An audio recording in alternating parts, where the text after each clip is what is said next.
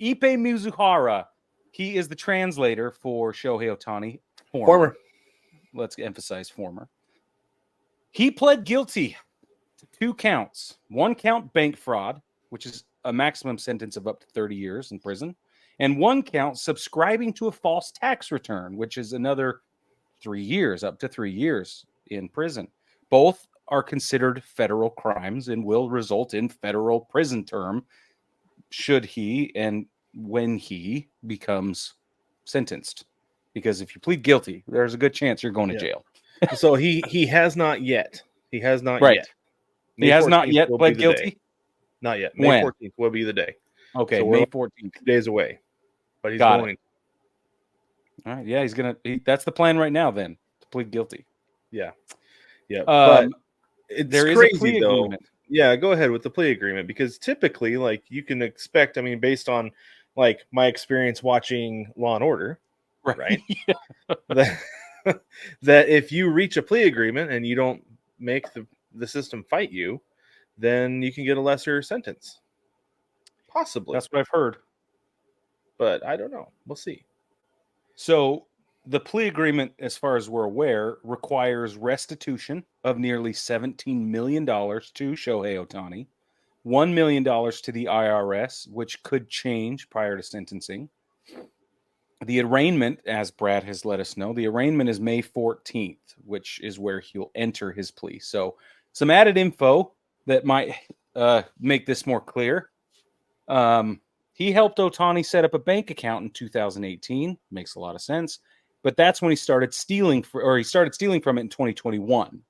So he had access to the information because he helped the guy set up the bank account. Well, he's probably on there as like a, I don't know what you call him, but like a power of attorney or something.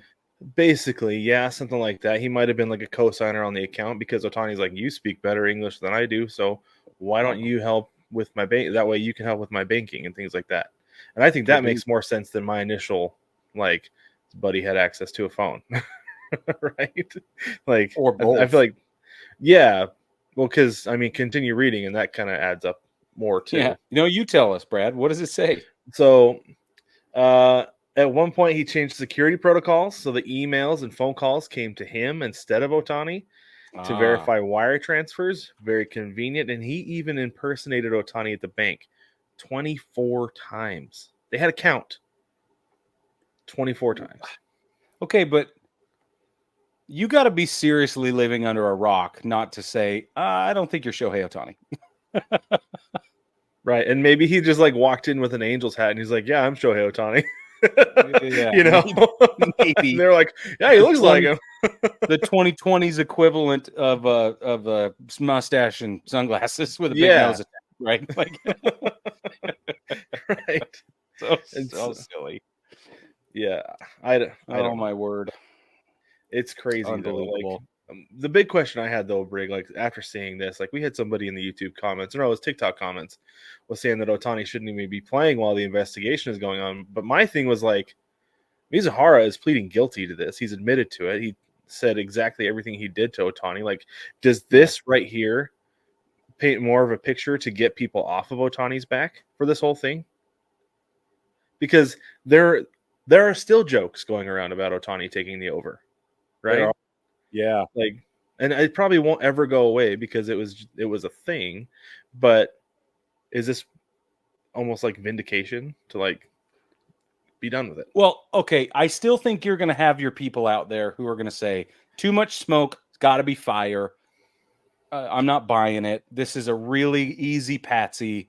Let's sell this guy up the river, protect the image, protect the brand. Well, because you could say he's going to make however many millions of dollars over 30 years or in 30 years when he gets out.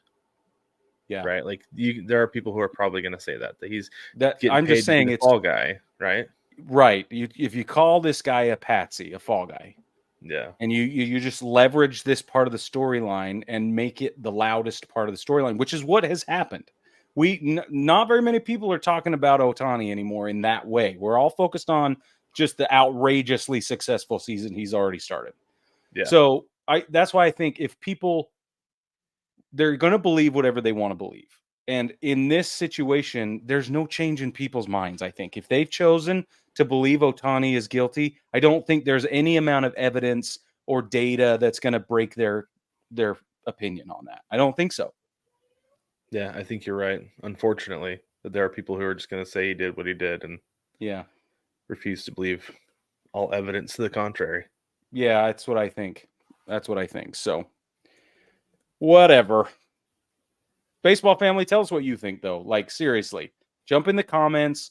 We want to know, which side of this do you fall on? Because I don't think it's irrational to say that this is some level of deliberate deception going on. It's not out of the question. It's just not. I think that there's plenty of evidence to support that Shohei Ohtani is in fact guiltless and had nothing to do with it, never will have anything to do with it. And there's, like I said, there's plenty, if we take the emotion out of it, because nobody wants this to be a problem. Let's be super honest. I think the entire sporting world is hoping that this is not, that he did not bet on baseball. Yeah. If that's the case, though, if we take the emotion out of it, then I think there's still plenty of history and precedent set and whatever to think either way, whichever way you want. It's not up to me to tell you how to feel. We're just giving you ideas. That's right. And in this case, there's a couple of ideas you can have, and it's up to you to decide. So tell us, though. Tell us what you think. We want to know. Jump in the comments.